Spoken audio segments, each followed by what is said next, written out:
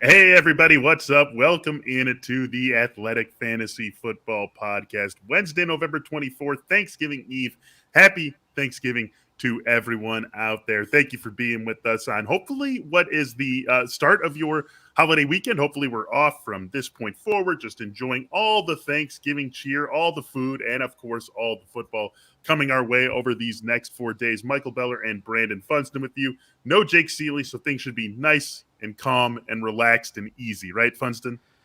That's right, man. This should be just a nice football discussion. Lots of peace and love in this one, but Mm-hmm. no, we'll miss Jake We on will. these. We like to have our little contentious moments and get Jake's unique opinion on things. But yeah, happy Thanksgiving to you, man. How you doing? I am doing well. Happy Thanksgiving to you also. It's not the best Thanksgiving slate of games that we have ahead of us tomorrow, but it's not as bad as I feel like people were preparing themselves for. We'll talk about all three of those games, of course, in due time as we go through this show, and the other 12 games that we have ahead of us in Week 12, which actually, Funston, is a pretty fun slate from like an NFL standings standpoint and a playoff push standpoint. And I do think that a good amount of that will ultimately trickle down to the fantasy world. And we're just going to talk through all 15 of those games. Let's start with if there is going to be one marquee game that rises above the rest, I think it's probably this one. Packers and Rams. Packers 1 point favorites in this game against the Rams at home, at least over on BetMGM. 47.5 the total in this game. I think, we're starting pretty much everyone, right? From a fantasy perspective. Maybe Marquez Valdez-Scantling is the one guy who could go either way. But when you look at this game, what are you getting excited about? Well, I'm interested to see how the Rams, they look so bad going into their break, and Matt Stafford Mm-hmm. really struggled after looking like a dark horse MVP candidate for most of the year, and then these last 2 weeks he has just been honestly he's been bad, and Yep. the Rams have allowed a lot of pressure. So I'm just curious how the bye week has what that has done for them. If we're going to see that Rams team that we saw earlier in the year, or if we're going to see a team that can get picked on by a Green Bay defense that's been ascending. They've been heading in the right direction, except for except for the 34 points that the Vikings hung on Mm-hmm. them last week. But I think this is a defense capable of giving the Rams trouble if the Rams haven't cleaned up what was ailing them going into the break. Totally with you. I sort of trust this team, and I trust Sean McVay to have cleaned a lot of that up, and so that's where I'm standing. When I look at this game, but it's not that is just something that we are hoping is true. It's not a guarantee for sure. Odell Right. Beckham, where do you stand on him going into this game? Well, I mean, gosh, perfect buy, because obviously he was out of the picture. He didn't know the Right. plays, couldn't run the hurry up offense. You would think, just the veteran that he is, been around the block a few times, that he's probably at the point where he can pick things up enough that maybe he's just plugging in to that Robert Woods role. And Mm-hmm. from an execution standpoint, what Odell brings to the table, it sure seems like he's capable of being that guy, of being a almost one-for-one replacement for Robert Woods. So I'm ranking him not quite as an RB2, but I have him inside my top 30. I'm fairly bullish on OBJ kind of hitting the ground running this week. Are you playing Marquez Valdez-Scantling? Because I'm playing him in a league where I've got him. The only league where I've got him, I am playing him. Yeah, he's a few spots behind Odell, but in the same vicinity. And I think I mentioned this on the Monday show. There's kind of a perfect storm for MVS right now in terms of his target volume. Mm-hmm. You have Devontae Adams there, but no Aaron Jones. You got injury at tight end. You don't have an established tight end there. Alan Lazard's been injured. So, playing off of the Devontae Adams attention, I think right now, we're going to see Aaron Jones take a few shots deep with MVS, and that's kind of his role. And all it takes is one to hit, and you're in good shape. But I Mm-hmm. know I feel very confident they'll at least try that a few times. Yeah, the 10 targets that he got a week ago in that game against the Vikings, it feels like something that this offense has to have in it with where it is currently constructed. So I do like MVS getting that start. It's a fun game, right? We've got Rodgers, Devontae, MVS, AJ Dillon on one side, Stafford, Cup, OBJ, Darrell Henderson on the other side. It should be, obviously, this is a huge game in terms of the NFC standings, but I think a fun fantasy game as well. And I look at that 47.5 number and am a little surprised it's not a little bit higher, which then, of course, makes me concerned that it's going to go under Mm-hmm. that number, just all the games that we play in our heads, but I think pretty much everyone you've got, if you have a question about someone in this game, the answer is yes, play them. Obviously, there's going to be a situation here, a situation there where it's not true, but should be one of the more fun games, both real life and fantasy, when these two teams get together on Sunday. Another one that fits that bill, Funston, is another NFC West, NFC North game, and that is the 49ers and Vikings. 49ers 3-point favorites in this one. 48 is the total. I love the Vikings in this spot from a gambling standpoint. I think they're just the better team in this game. I actually like them to win this game straight up in San Francisco, but I love that we've seen San Francisco get healthy from the fantasy standpoint and really start to get everyone in this offense involved. Yeah, I don't know if I have a good feel on which way this is going to go. I don't love the Vikings like you do. I think the 49ers have well, I'm just saying, like, this is almost a pick 'em to me because I think the 49ers have gotten healthy. They look great on offense right now. They have all their key players there, and they're rolling. The only thing I kind of hesitate with is, they had the big win against the Rams, and they had, a blowout win against the Jags, and it's like, oh, are they due for a kind of a trip-up game? They lost enough early on. They can't really afford trip-up games at this point, and so coaching comes into play here. I think it's going to be a very, very competitive game, and I agree. It's right up there with the Rams and Packers as, to me, one of the most exciting showdowns of the week. Love the over in this game. I love what we've seen from the healthy 49ers. That's what helps me feel very good about the over, because with a few exceptions here and there, the Vikings pretty much do what they do offensively every week. We saw it last week against the Packers. So I always feel good about their offense going into basically any matchup. You throw what the 49ers have been able to do since getting George Kittle back healthy, since getting Brandon Ayuk in the mix. It almost doesn't matter who their running back is. It's just like San Francisco running back does X every week, and it doesn't really matter who that guy is. So I feel good about both of these offenses in this game. It's similar to what we were talking about with Green Bay and the Rams just a minute or two ago. Like, I think anyone that you have in this game who's in your mind, the answer is yes, start them. And really the only question would maybe be, I suppose Jimmy Garoppolo doesn't fit there. I think the only question would maybe be Brandon Ayuk. But with what we've seen from him, Funston, the last few weeks, I think you have to play him. Well, I think you have to play him if you don't have Elijah Mitchell. I mean, it's interesting because Debo became, almost a running back in that last game. And I think that's because, because there was no Elijah Mitchell. We've seen Shanahan is very comfortable leaning heavily on Elijah Mitchell, in which case it makes Debo more of a traditional wide receiver. And then does Ayuk become more of the number 3 option in that passing game like he's been? Because you could argue last week he was 1 or 2 with Kittle, and Debo was involved in the backfield. It worked out well for everybody. So that's the one kind of intrigue here is what happens. Is Elijah Mitchell back in the fold? Debo goes back to kind of being the go-to guy in the passing game, and maybe it squeezes Ayuk a little bit. Yeah, that's something we'll be keeping an eye on. Does seem like Elijah Mitchell is going to be able to get back for this game against the Vikings. Looked like he was pretty close to playing last week before ultimately being ruled out. So we'd bet on him being back out there for the 49ers for his fantasy managers. Another huge game in the standings, Funston. Bengals and Steelers. Bengals 4.5-point favorites in this game. And this is not a trick question that I have for you here to start this off. Which passing game do you feel better about coming into this one? This would have been something that we never even thought about back in the preseason, but with the way Cincinnati has gone and just not had the volume that we were expecting, with the way Ben Roethlisberger has played better over the last month or so, which passing game do you feel better about?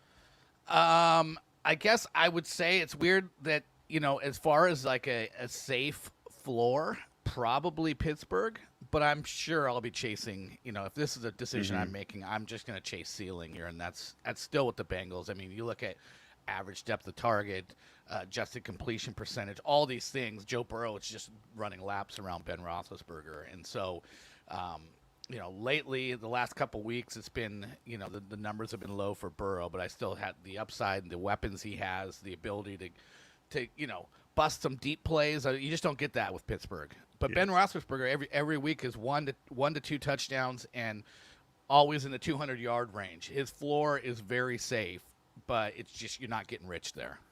Is there anyone you're concerned about in this game? I mean, obviously, again, like almost everyone in this game we're playing, right? Like Roethlisberger is going to depend on your situation. He's playing in a 2-quarterback league, but obviously not a slam dunk in a 1 QB. Jamar Chase, T. Higgins, Deontay, Claypool, Najee, Mixon. Like these are all easy plays. Freiermuth, maybe for anyone who has Freiermuth, he's probably an easy play, even if he doesn't register like that when we just rank the tight ends top to bottom. Like, is there anyone that you're concerned at all about, even though you know you're playing them? I mean, I think that T. Higgins is the slam dunk, right? Like, I was just going to look up his recent production, but he's been, he's. Yeah. I think he's wide receiver 49 on the year or thereabouts. Sounds about right. Yeah. He hasn't scored since week 2. Last week 2 catches, 15 yards. He's had a couple decent games in there yardage wise, but just not getting in the end zone. And in this game, I could see myself hesitating a little bit on T. Higgins. Probably that's the one guy that maybe jumps out at me. 45 is the total on this game, and this is the second meeting between these two teams, and the first game was in the 30s. And so, there is a little bit of the Spider-Man meme where they point at each other in these teams with, strong defenses, offenses that lean heavily on the running back, a lot of talent out wide, but not quite the volume that we were hoping for that talent to show up in a major fantasy way week in and week out. There's a lot of similarities between these teams. There's enough of the same personnel that there's some carryover from the last few years. Second game in season against these teams, which always sort of trends toward the under, especially when we're talking about teams that play the style of football that these two teams play. Pittsburgh gets Minkah Fitzpatrick back for sure this week. Most likely gets TJ Watt back also. Even though we got a lot of, I'm not saying, I've got Joe Burrow in a couple leagues. I'm starting him confidently. I've got Deontay Johnson in an important league, starting him confidently. Like, I'm not saying bench Chase Claypool, bench T. Higgins, anything like that. But this could be a lower scoring game than the straight up fantasy personnel would suggest. It sounds like you're betting the Steelers and the under. Definitely the Steelers. Yeah, I mean, definitely. 4.5 does seem a little rich with the way that the Bengals offense, the passing game has sputtered a bit of late. So, I think I would tend to believe this is probably a field goal game as well, and that the 4.5 is a little bit strong. And what did you say the game line was? 45 is the total. 45, 25, 20 is kind of the implied something there. Yeah, it sounds about right. I probably wouldn't mess with the under on that because I do think that these are two teams that probably are playing in the 20s. But and there's enough explosive talent on both sides that you could have boom, boom, right? Like, would we be surprised if there was like a big play to Chase Claypool and then the Bengals come right back and hit a big play to Jamar Chase and 14 points get put on the board in 3 minutes? No, not at all. Yeah, so I'm staying away from the total, but I do think this ultimately looks like a field goal game. So I like the Steelers plus 4.5 quite a bit. How about this one, Funston? Chargers and Broncos. Chargers -3 in Denver. 47.5 is the total on this game. I feel like I have to ask you this every single week. Mike Williams back after last week? Well, can you not play him? I mean, I don't know. I don't think so. Who's rich enough to just say, yeah, Mike Williams, you stay on the bench, especially after you had a big play last week and you sort of came back. And again, while he was struggling, I always mentioned that he always looked like he was close to in the drops were an issue, and if he kind of cleans some of that stuff up, I think he's just fine. So yeah, I'm playing Mike Williams. I used to. Early in the year, I was putting him in the top 15, and now I'm kind of sliding him in that back end of that 20 to 25 range, back end wide receiver 2. And I think he's good. You love the upside there with that kind of a ranking. So, I think we can feel a little bit better about Mike Williams at least. What are we doing with the Broncos side of things? It's funny, like if we rewound things 2 months and this was, the middle of September, and I told you that, Thanksgiving week, we're going to feel more comfortable about what Javonte Williams and Melvin Gordon are as every week starters than Jerry Jeudy and Cortland Sutton, you would have thought I was pretty crazy, but that's really where we've arrived. Yeah, and it's interesting. Well, for this specific matchup, I just, given the struggle of Cortland Sutton in recent weeks, like the Chargers are great at shutting down wide receivers for fantasy purposes. Fourth quarter against the Steelers last week notwithstanding. Right, exactly. But you can look at the season as a whole. That's been, their issue has been the running game. So I'm actually, in on Javonte Williams, even Melvin Gordon. And there has been some talk that Melvin Gordon had a big fumble before they went into the bye, and maybe we'd see some kind of an opening up of Javonte Williams getting a bit of a lead. And either way, I think Melvin Gordon's still a good play as well. Revenge game against the Chargers there, but Yeah, I'm a little bit worried about the wide receivers. It's interesting, though, that Tim Patrick and Cortland Sutton basically, if they hit on their contracts that they just signed during the bye, have tied the Broncos up for about $25 million a season for those two combined. So I thought that was interesting, given that Cortland's kind of sputtered a little bit, and you just get $15 million a year for the next few years.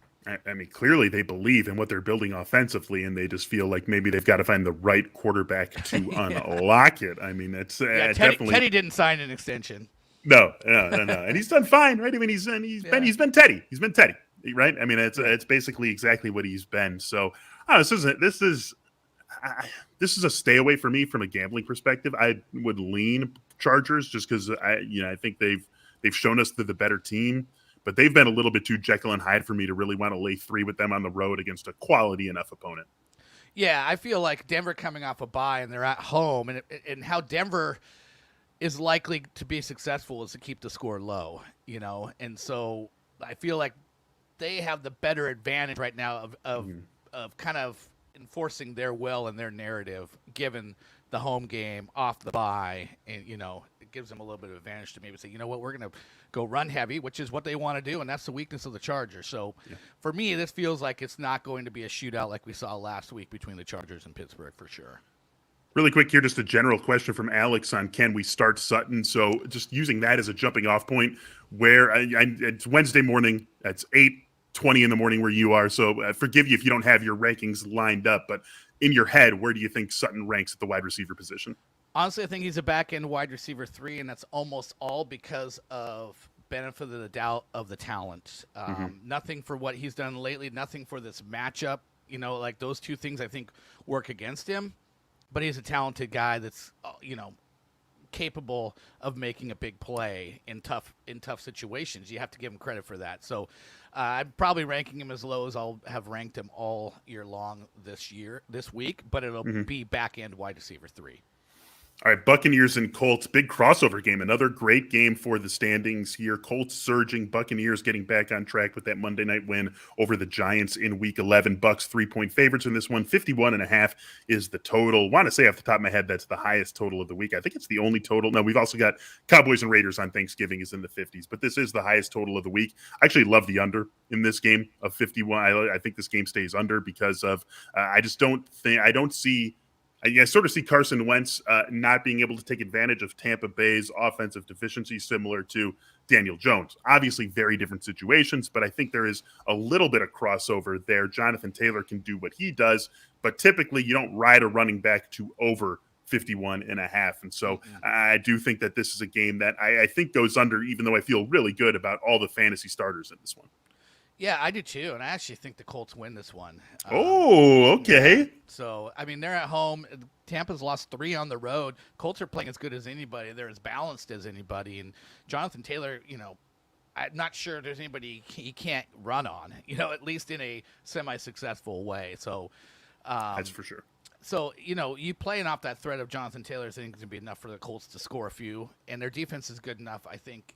I think there's going to be a lot of emotion riding in this one. They're going to get a home field boost. And again, Tampa's has struggled on the road, losing all 3 of their games on the road. Last time was to the Washington football team. So, I think this is a we're announcing our presence with authority kind of game for the Colts.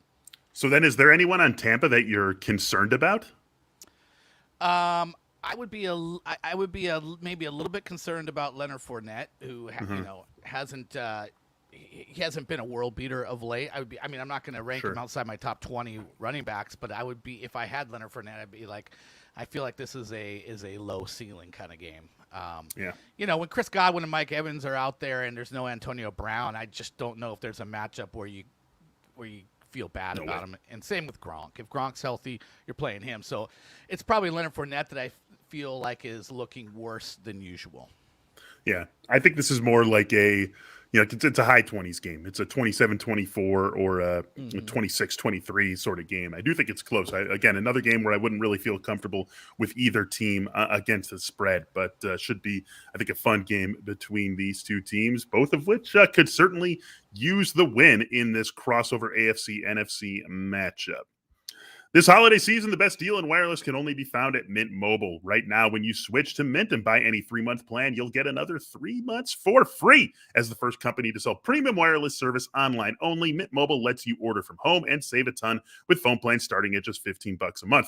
By going online only and eliminating the traditional cost of retail, Mint Mobile passes those savings down to you. They do it with unlimited talk and text and high-speed data delivered on the nation's largest 5G network. You're going to keep your phone number, keep your contacts, all that. It just goes over. All that changes is the plan itself. And for a limited time, you can get that plan when you buy 3 months, get 3 more months for free by going to mintmobile.com/fantasy. That's mintmobile.com/fantasy. Cut your wireless bill to $15 a month at mintmobile.com/fantasy. This podcast is sponsored by BetterHelp Online Therapy. Check out betterhelp.com/AFF. The best way to think about therapy is through a bunch of analogies. We get our cars tuned up to prevent bigger issues down the road. We get annual checkups and go to the gym to maintain physical wellness and prevent injury and disease. Going to therapy, it's just like that. It is routine maintenance for your mental and emotional wellness to prevent bigger issues from coming up down the road. Going to therapy doesn't mean something's wrong with you. It means you're investing in yourself to keep your mind healthy. BetterHelp is customized online therapy that offers video, phone, and live chat sessions with your therapist. It's much more affordable than in-person therapy. You can start communicating with your therapist in under 48 hours. Why would you invest in everything else in your life but not the most important thing, your mind? This podcast is sponsored by BetterHelp, and the Athletic Fantasy Football Podcast listeners get 10% off their first month at betterhelp.com/AFF. That's BETTERHELP.com/AFF. All right, Funston, let's get into the Thanksgiving Day slate. We'll just take these three in chronological order. So that means we start with Bears and Lions. Bears 3-point favorites in Detroit, 41 the over-under. Andy Dalton, Tim Boyle. It's not the game anyone wants to see to start their Thanksgiving, but I like the Detroit Thanksgiving tradition. I don't mind it. It's one game out of 200, and I mean, we used to be 256. Right now, we've got the extra game, so 256 plus whatever the extra game adds. Like, it's one game of the season. I like that we have this sort of tradition to lean on. Wait, so is it not Jared Goff? Because yesterday I thought we were talking that Jared Goff was going to be playing in this. Oh, okay. So either way, it's not the best quarterback matchup that we're ever going to see. But man, I can at least get a little bit more excited about the potential upside of the. I mean, not a lot, but yeah, I do think Goff. If there is anybody, he's an upgrade over. It's Tim Boyle. That's fair. That's fair for sure. Darnell Mooney, something to get excited about for this game. Yeah, and I think he's been dealing with a foot injury, but I think he was last week as well, and I would expect that he will play. If no Allen Robinson with Andy Dalton, I like Darnell Mooney an awful lot. It was interesting though. I did a search on how many players have had 16 or more targets and 5 catches or less in the NFL history since '92, since they were tracking targets, and he was one of only 12. And the worst discrepancy was 17 targets, 4 catches. I think that was by Joe Horn. So he was right there in terms of efficiency of completions to Darnell Mooney. It wasn't great, but God, but you follow the volume. And, good things happen, and that's exactly what happened last week, and I would expect, similar kind of, maybe not 16 targets, but good things for Darnell Mooney for sure. Have to imagine he'll get something like that if Allen Robinson is out again with that hamstring injury. Funston and I are doing this on Wednesday morning. Allen Robinson did not practice on Tuesday either, so we don't have the Bears practice reports yet from Wednesday, but no practice Monday, no practice Tuesday.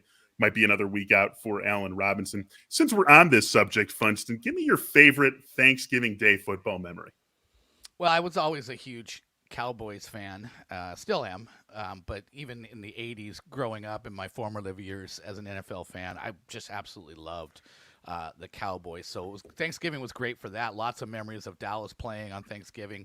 I remember when my Seahawks played them for the first time on Thanksgiving, they lost 51-7. That was not a good memory.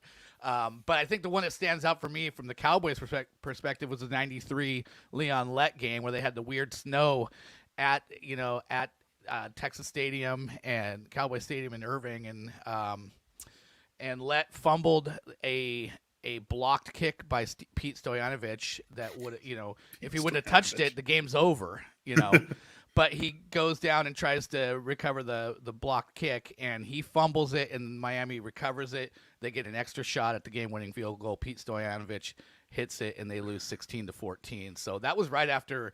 Remember the Super Bowl where Yeah. Leon Lett recovers and goes towards the end zone, and Don Beebe comes behind and Uh-huh. knocks the ball away at the last second as he's celebrating. So Leon Lett had a tough calendar year there as well. You got a ring in that. You got embarrassed, but you got a ring on that. Yeah, in the something that they probably laugh at it during their reunions, but he probably holds up his finger with the ring on there and says it's all good. Good job, Don. I've got this ring here. Exactly. For me, my love for fantasy football was cemented on Thanksgiving. The first year I played fantasy football was 1998. I was in 8th grade, and Randy Moss was a rookie that year. I loved him from the year before when he was at Marshall.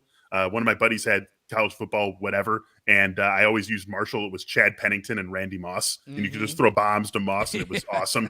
And so I loved Randy Moss coming into the league. First year I played fantasy football, had him on my team, and that was the game against the Cowboys where he had 3 catches for like 170 yards and 3 touchdowns.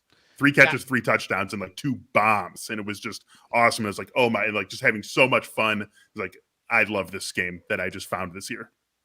I think each one of those catches were 50+ yards. So, yeah, that was opposite of Darnell Mooney, just a high level of efficiency there. And I remember that game. That was Randy Moss is the opposite of Randy Moss is the opposite of Darnell Mooney in many ways, I think. And the Thanksgiving Day efficiency, just one of them. How about the Cowboys game this season? Playing the Raiders, 7.5-point favorites, 50.5 the over/under. This is maybe the game that's lost the most luster from what we thought it could have been a couple of weeks ago. Raiders have obviously taken a downturn. No Amari Cooper, no CeeDee Lamb. So the Cowboys nowhere near full strength. But you've still got a 50.5 total in this game. And I don't know. I still think that this game can play to something near that. And I really like the Cowboys in this spot. Yeah, I mean, this feels like the Tony Pollard sleeper special game, doesn't it? A guy that is very versatile. You can actually split him out as a wide receiver, run him. I feel like this is a whole lot of Ezekiel Elliott. Although Ezekiel Elliott, his touches have come down. There's some scuttlebutt out there that maybe his knee is hurting worse, and Dallas is really trying to preserve that knee as much as possible. So again, would not completely shock me if we get a surprise Tony Pollard is a better fantasy running back this week than Ezekiel Elliott. I just think it sets up very well for him in terms of that. Obviously, Michael Gallup's in a great situation if those other guys are out for getting a lot of volume, as is Dalton Schultz, and you can take a flyer on Cedric Wilson as well. Yeah. But where do you take that flyer? Where do you take that flyer on Cedric Wilson? I think as a wide receiver 4, and so I think he's a flex in competitive leagues. He's certainly a flex flyer for sure. You feel okay with Dak without his 2 big guys? Not really. I mean, you have to look at 2 of the last 3 games and wonder what's going on. But I haven't finished my quarterback rankings. I doubt I downgrade him outside. I mean, maybe he ends up at 13, 14, but I doubt it. I'm guessing he's probably like a 12, 11 overall kind of guy for me in that range. It's probably as far as I'm going to be willing to go. From an actionability standpoint, it's unlikely that someone who has Dak on their team would also have a second quarterback who they would want to play over Dak.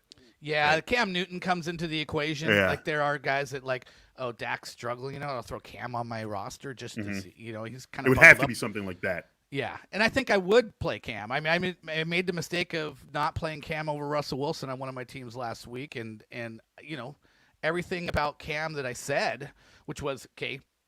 He's averaged almost 40 rushing yards in his last 2 seasons, last 17 games. That's a touchdown pass by fantasy equivalency. He's 14 rushing touchdowns in 17 games, almost a rushing touchdown per game. If he gets you anything through the passing game, you're golden. And with Christian McCaffrey and DJ Moore, 2 of the best yards after catch guys in the league, it's kind of easy for a quarterback to get some bit of production. So I think Cam does kind of foil some of these struggling starters like Dak Prescott, and that you probably should play him over them. Yeah. Let's get to the Thanksgiving nightcap. It's Bills and Saints. Bills 5.5-point favorites in New Orleans. 45.5 is the total. I see a major rebound for the Bills. You brought this up on Monday. Michael Salfino, who writes a column for us here at The Athletic every week, talking about the Bills as a dome team. Well, here they are in a dome. I just see this as a major bounce back, and the slide of the Saints continues in this one. Yeah, and do we know, is it Taysom Hill time? Are they turning him loose? That'll be interesting. Alvin Kamara, Mark Ingram didn't didn't practice early this week. I don't know where their standing is right now, but suddenly Tony Jones Mm-hmm. Jr. comes into play as potential starting running back in this game. I'm curious that if they do go Taysom Hill, that they go full Taysom Hill. Like it's just, almost, a lot of Wildcat, a lot of Taysom Hill as the new kind of leader in that ground game. Obviously, they're going to throw the ball some with him as well. But, like, if Taysom Hill's playing, I have a feeling that he's going to run an awful lot. That makes him very interesting. Yeah, that's definitely true. And that's something like, would you play, let's say you're going into this, you have Dak going into tomorrow, Taysom Hill's free agent in your league. We find out Taysom Hill's playing. Would you pick him up and start him over Dak? Would you feel okay with that? I think I'm going to be, if I hear Taysom Hill as a starter, I think I'm going to be ranking him ahead of Dak. Maybe I think the tough call would be if you had Taysom Hill and Cam Newton. I think I'm still going Cam there. Yeah. But I think it would be close. Going back to the game we were just talking about, Michael Gelkin from the Dallas Morning News covers the Cowboys, reporting that CeeDee Lamb's going to practice today. Yeah, so maybe... I saw that they hadn't ruled him out yesterday, so I was kind of curious about that. And Salfino always brings this up. If a guy clears concussion protocol, it's not like it's not like a hamstring injury where you're worried about it. It's like you're clear, you're good to go. You're basically 100%. So, don't let that stop you from playing him if he is clear. I would love to know the last time, Funston, that a team in Week 12 that was sitting on top of its conference standings was 6.5-point underdogs, because that's exactly what we have in Patriots and Titans. Patriots 6.5-point favorites against the still number one seed in the AFC, Tennessee Titans. 44.5 is the total in this game.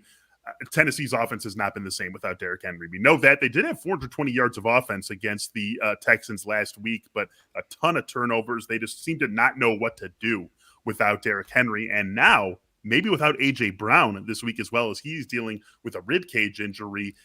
Do you feel good about anyone in Tennessee in this game?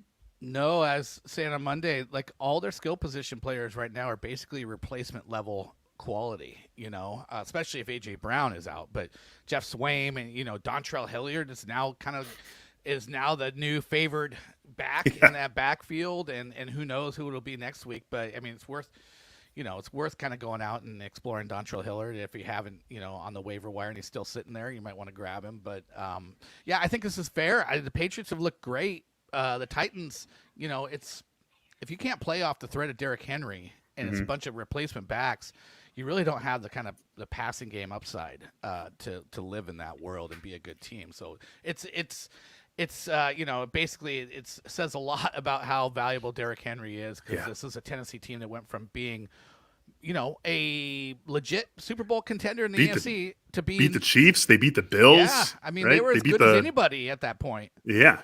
And now here they are. They do have a win over the Rams without Derrick Henry, but that was a fluky sort of game. That it was not, the way they put up their points is not predictive of future success. And maybe we see a little something from them. The 420 yards of offense last week, even though it was against Houston, that is encouraging, certainly, but no A.J. Brown would really change things yet again for this Tennessee team. Ramondre Stevenson, Damian Harris, we've been talking about them for the last couple of weeks. If you have either, are you comfortably starting that guy? Well, comfortably, no, but I think they're in this, Jake brought this up. I thought the same thing. I feel like this is just the Denver situation with Javonte Williams and Melvin Gordon. And the matchup is probably a little better for those guys this week, so I'll have those guys ranked a little bit ahead of them. But I think they're viable back-end RB2 plays this week. Yeah, I think they're both in there as well. I've got Ramondre Stevenson in one league, starting him without thinking twice about it. I've got Damian Harris in one league, starting him without thinking twice. But I got Melvin Gordon in one league. All those guys I'm starting without having to think for a second. They're just easily in my lineup, and I think that's going to be true for most people who have any of those New England or Denver backs. Does the same hold for our Philadelphia backs? Eagles -3.5 at the Giants. 46 is the total in this game. Miles Sanders came back a week ago. He was clearly the lead back for Philly. Jordan Howard now out, which is going to bump Boston Scott up the depth chart. How do you look at Sanders and Scott going into this one, Funston? Yeah, I think you got to feel good. Philly is just completely sold out. Their identity is now as we are a smash mouth running football team. I think Jordan Howard kind of exemplifies that. Epitomize that, yeah. Yeah, exactly. I don't know about Miles Sanders as just like that workhorse kind of back, but here he is, and I think that's it's going to result in probably a little bit more Boston Scott because of that. I don't know if they want to make him that guy completely, but I feel good about Philly being able to kind of do this against the Giants. If it's one of the better defenses in the league. Revived Ronald Jones last week, this Giants defense. Yeah, exactly. So, and in a weird way, this is Jalen Hurts kind of playing almost like a Ryan Tannehill, where he can get, you can get play action off of this running game now, and you can get Devonta Smith going a little bit more than we were. Like, our confidence level in that has risen because they can, maybe not as much volume, but the volume efficiency, has improved a lot. So you playing your Eagles in this one? I mean, Jalen Hurts is locked in as a fantasy starter. We actually had a question earlier from Lil Big Man, still has Hurts and Dak on his team, was unable to trade either one of them. I mean, Hurts over Dak is, I think, a pretty easy call this week. And, I mean, Hurts has been – no one wants to give him the credit for it. I mean, maybe that's not true. That's a bit of a straw man. But Hurts is a reliable guy week in and week out. Are you playing all your Eagles, playing Devontae Smith, playing Dallas Goedert, firing them up? Yeah, I'm playing them all because you don't have to. The list isn't very big, of our usual guys here. Yeah. So I'm playing Miles Sanders, I'm playing Dallas Goedert, I'm playing Devonta Smith, and I think Boston Scott is a leap in a little bit more of a competitive league where you're maybe you're running double flexes or whatever, and you have to start a lot of guys. I'm thinking about him there. I think I have him probably mid-30s maybe at the running back spot. So what do you think about the Giants? What do you think about the Giants in this matchup? Yeah, I expect more volume for Saquon. I think they're probably going to lean in now that he's kind of past his first game, got him back into the mix. I think they're going to lean on him even more. I think this Giants team needs Sterling Shepard back. I mean, that's been the guy that Daniel Jones has really kind of felt comfortable throwing to, and we'll see if he's back in this game. But I've heard that there's a good chance he'll be back. I think that'll help the passing game a bit, but Daniel Jones didn't have much time to throw, wasn't making good decisions. I think Daniel Jones has to be clean back there pretty much to get good results out of this Giants passing game. With Masterclass, you can learn from the world's best minds anytime, anywhere, and at your own pace. Learn how to cook from Gordon Ramsay, improve your shooting and ball handling with Steph Curry, or learn about one of my favorite things, U.S. history and presidential history, with one of my favorite authors, Doris Kearns Goodwin. With more than 100 classes from a range of world-class instructors, the thing you've always wanted to do, always wanted to learn, it's a whole lot closer than you think. I have taken the Doris Kearns Goodwin class. I'm going to be a dork for a second here. Love her books. Bully Pulpit, a great book about Theodore Roosevelt and William Howard Taft. Team of Rivals, great book about Abraham Lincoln and his cabinet when he was president. And the class is just, for someone like me, super fun. It's engaging. You learn something, and it's great. And even if that's not your thing, it's an illustration of what is available at Masterclass and how deep into your thing you can get if you have a Masterclass membership. So this holiday season, go get that. Go give an annual membership and get one for free. You can do that at masterclass.com/firstdown today. That's masterclass.com/firstdown. Terms apply. Cashback credit card rewards, so 2020. Earn Bitcoin instead with BlockFi, the world's first Bitcoin rewards credit card that lets you earn an unlimited 1.5% in Bitcoin on all qualifying purchases. The BlockFi Rewards Visa Signature Card does that for you. It's the easiest way to get Bitcoin by making everyday purchases, groceries, paying the bills, filling up at the gas station, whatever it might be. You're going to earn that 1.5% back on Bitcoin on all qualifying purchases. No reward limits. No annual fees, no foreign transaction fees, just Bitcoin earned on every single qualifying purchase. BlockFi is a leader in crypto, was named to Forbes FinTech 50 list in 2021, and our listeners are going to get a bonus of $25 in crypto after making the first purchase with the credit card at BlockFi.com/fantasy. That's a $25 bonus in crypto deposited right into your account after you make your first purchase. But you have to use our URL, BlockFi.com/fantasy.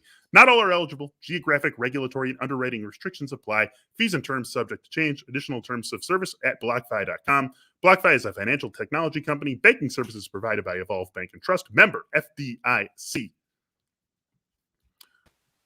Funston, 5 more games for us to talk about here. Texans and Jets, the first of them. Texans are favored. We had this one quick. We had to find a way to get one of these teams favored, and here it is. Texans -2.5 at home against the Jets. It actually kind of makes me like the Jets. The fact that the Texans are coming off a win at home, still just 2.5-point favorites. And you say we can get through it quick, and I'm going to forget about the Texans because who cares? But look at the Jets. I mean, are they the worst team to have 3 legit fantasy starters? Corey Davis, Elijah Moore, maybe even 4. Corey Davis, Elijah Moore, Jamison Crowder, and Ty Johnson. With Michael Carter out, maybe Ty Johnson can get into lineups as well. Yeah, I was just thinking about a team like Cleveland right now, where maybe Nick Chubb is the only legit starter. Yeah, right. I mean, it's and crazy. Cleveland would be minus 11.5 against the Jets. Yeah, exactly. I was writing it down to see it. I mean, well, Jacksonville, do they have 3 legit starters? James Robinson, not really. Dan Arnold, maybe, and that now that Jamal Agnew is out, who knows? So, yeah, I think you can make a very strong case because there's a lot of decent teams that you can barely get to two guys that you feel good about starting, and the Atlanta Falcons right now, no Cordero, who are you starting there? Yeah, I think it's a good call. I think the Jets probably are the worst team with three. I mean, starters. I didn't even mean necessarily this season. Like, they're the worst team in recent memory that has 3 guys that you feel like good about, actually. Yeah. And like, especially when Michael Carter was healthy, but right. I mean, I was starting him comfortably in a league. I've got Corey Davis that I'm starting and feeling good about. Like, there are you feel okay about starting these guys, and the Jets suck. Well, and the interesting thing is, if Zach Wilson comes back and he's got the full complement of his receivers, and he's learned anything from the guys that have replaced him, and Mike White and Joe Flacco and Josh Johnson have all had really decent moments, like. Mm-hmm. Zach Wilson could be a guy that we're suddenly going, you know what? In a 2 QB league, he's got some nice upside with those guys that he's got thrown to. It's crazy. And I agree that's enough on this game. Panthers and Dolphins next on the list. Panthers 1.5-point favorites in Miami. 42 the total in this game. Cam Newton, I mean, he's back, right? I mean, he's back in the way that he played well last week, especially from a fantasy perspective. I think if you started him last week, you can feel very good about starting him again this week. Yeah, again, like, he was so bad last year in New England, 8 touchdown passes to 10 interceptions, but nobody last year in New England came close to the kind of playmaking ability that DJ Moore and Christian McCaffrey bring to the table, and they're easy. Those guys make it easy to complete passes to them. So even if you're not sold on Cam as a passer, he's got a couple guys that make life a lot easier than he had it last year. And again, it all starts with his rushing, which has become so bankable. So yeah, top 10 play for Cam Newton. Where are you at on Tua this week? The fantasy numbers have been solid over the last month or so. He's played well over the last month or so. I mean, if you watch Tua over the last month versus Tua the first month, looks like a much better quarterback. Where does he sit for you in your as yet unfinished quarterback rankings for week 12? Yeah, probably going to be in the mid-teens. The thing about Miami is they can't run the ball. I mean, they can't be a team that just kind of they almost have to run, short passes as a de facto running game. And so you're always, I think, going to feel good about the volume for Tua. And that leads – and they got guys, again, Gesicki and Jalen Waddle and Myles Gaskin, guys that can work in the short area and make it easy to complete those passes. And so when you start throwing 40, 50 times a game, even if they're, average depth of the target is short, that volume is going to get the quarterback there where you need it. And Tua can throw in a little bit of rushing here and there as well. So you feel good about that on top of it. Little surprised this total's only at 42. I would have guessed something more like 44, 44 and a half, 45 for this game. I honestly think Carolina could push 30 in this one. So, and then bring Miami along with them a little bit along the way. But I agree. This is probably it feels like a 28-20 kind of game. Yeah. It's a little surprisingly low for me on the total. I actually don't think that Miami's going to. I don't think Miami's going to be able to cover this. I think the Panthers are going to win sort of comfortably by like a touchdown. That's just kind of my feel on the things right now. Well, then can I interest you in another 1-point dog, 1-point road favorite, Atlanta at Jacksonville? Like this one now, 46. It's like 46 is the total in this game? Like how? Yeah. How are these teams getting to 46 points? And I'm not really sure why Atlanta would be favored. I mean, do they have Cordell Patterson? Do we know that? We don't know that yet. They could. It's possible, but we don't know that. The Virginia Zakis inside injury spin on The Athletic is that he should not be playing, and this would be a bad spot, and that you could actually, he's in one of those, the injury could get worse if he comes back kind of a situation. It's a high ankle sprain. So, I don't like the 46. I like the, that seems high. I like the under on that, and I actually like Jacksonville to win. Jacksonville, they've shown in times they can play a tough game, and I don't know if you can make the argument that the Atlanta without Cordero Patterson has a much more talented roster than Jacksonville. No. Yeah, so I don't think you can. I don't get it. I don't think you can make that point at all. And Jacksonville's defense has shown some life over the last few weeks. We always point to the Buffalo game, but it hasn't just been that game. They've, we're not going to suddenly rank them among the best in the league, but they're not a pushover of a defense. And now they get to play against a team that, if Cordell Patterson's not out there, you got one guy you have to worry about. That's Kyle Pitts. Yep. And that is truly it. I mean, and it's not meant to knock Russell Gage or Olamide Zacchaeus, but it's just they're not guys that you really game plan to stop. Kyle Pitts is the one guy you have to worry about if Cordell Patterson isn't out there. And Jacksonville's shown us enough defensively that they can make this an ugly game. I mean, I've got Kyle Pitts in the league. I need him to have a good game. I'm still starting him. But with everything that's going on in Atlanta, I'd like, if I could sign, we did this with Michael Pittman last week, right? I would, if you told me right now, I could take like 4 for 60 out of Kyle Pitts, or I could roll the dice and hope for better, I would probably just take the 4 for 60. Yeah, no, I absolutely agree. And we've seen it. I think we've seen an actual 4 for 60 from him, which is, kind of like where that's where your expectations should be set with him right now. Because, he's clearly going to be bracketed and double covered, and, teams will try the best they can to take him out of the situation.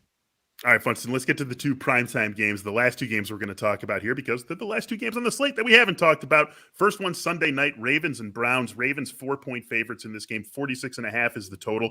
This is another one. Why is the total 46.5 in this game? I mean, we talked about this on Monday. I am in Cleveland. I'm at my in-laws' house. I'm sitting, look at this beautiful, right? If this doesn't scream mother-in-law, what does behind me? But that game between the Browns and the Lions was so boring.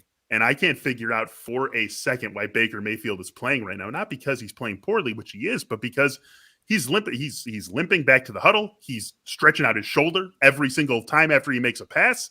He looks bad. He looks hurt. They can't do anything through the air at all. The Ravens can't run the ball, and that's what they have to do to do everything else they want to do. How does this game get to 46.5? Yeah, I don't know. It feels like a 30 carry Nick Chubb kind of game. Although right. they haven't been completely willing to go that far with Nick Chubb, but I think they might want to think about it this week. Does sound like we might get Kareem Hunt back. So that'll be a much needed boost to this Cleveland offense. But again, I'm with you. It feels high. You're right. In Lamar Jackson coming back off of a week off. I think they might. They might be baking in some defensive touchdown upside here, which I feel like is legit. I feel like these are good defensive plays here. Oh my God! I mean, what would you have to have on your team to start a Browns passing game player, which I guess is really like Jarvis Landry, and he's banged up after last week dealing with the knee injury. Well, I'd be interested in Austin Hooper because they have gone full. They've gone full tight end. I mean, Njoku's out there a lot too, but it's been the last couple of weeks. It's been Hooper who's kind of been winning the day at the tight end spot. I feel like he might be their leading, receiving upside guy, and it'll be interesting with Hunt back if they lean into that. But it's weirdly, I think Kareem Hunt's been underused as a receiver. Even going back to last year, he's so good at it. His ability to do that. I think it's been a big miss on their part to not get him more involved that way. But maybe because of the the dearth of talent they have there now, they might actually look into doing that. Every reason to assume Lamar is going to be fine for this game. Let's also just assume, for the sake of our conversation, Marquise Brown is back. Again, this is Wednesday when we're talking about this, so there's a lot of practice time between now and then for the Ravens. But let's assume he is back. Where are you at on Rashad Bateman? Wide receiver 3, probably in that, probably in that MVS Odell Beckham range, maybe slightly better. I think, sometimes it's good with Lamar Jackson and a team that can't run, but the team has to take Lamar Jackson seriously and be cognizant and have a spy and all that. And then you have Mark Andrews and you have Marquise Brown. The volume may not be huge, but when he does get volume, you feel like he's going to probably have some nice open look opportunities there. And so I feel good about Bateman, pulling in four catches or so and kind of giving you that Kyle Pitts line. Yeah, the yards per target for Rashad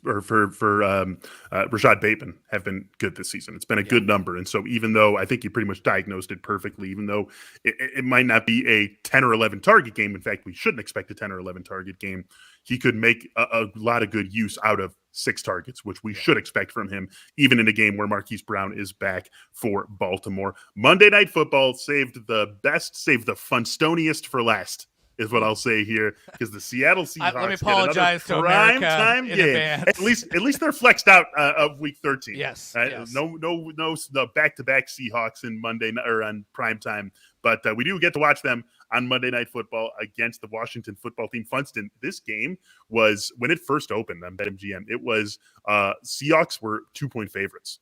And in like 24 hours, it became what you see on the screen here, Washington -1. I can't remember the last time I saw a 3-point swing without like a practice injury like that in the blink of an eye. That's exactly what we have here, and I think it's the right swing. I do too. I mean, look at people that throw their money around for a living betting on football games aren't stupid. They watch these games. I mean, Seattle just went through a run of 20 consecutive drives without scoring a touchdown, or it was 19 and they scored on their 20th, but whatever. Like, if you watch Russell Wilson the last couple of weeks, his offense is broken and his finger, apparently is still giving him issues, and they want to try to like talk that it's not. But if you just watch, if you've watched Russell Wilson a lot and then you kind of plug into these last 2 games, there's such a stark contrast. There's no identity. I think offensively they're a little bit lost. They have no one to lean on in the backfield, and so they're trying to kind of find their way right now, and it's not working out. And I on the road against Washington team that's had, Taylor Heineke's playing pretty well right now. As much as I've kind of been down on him as a legit, deserving NFL starter, he's played well of late, and I've watched him make some nice throws. So I think Washington should be a 1-point favorite.